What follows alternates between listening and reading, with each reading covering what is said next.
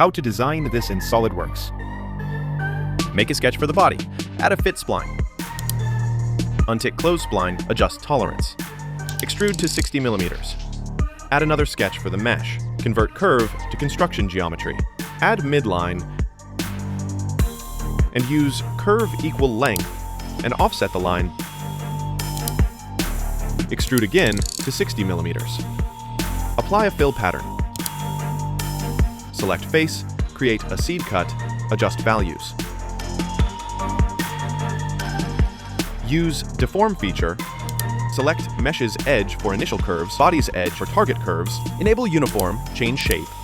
Set match type to curve direction. Apply shell to the body. Finally, use move face.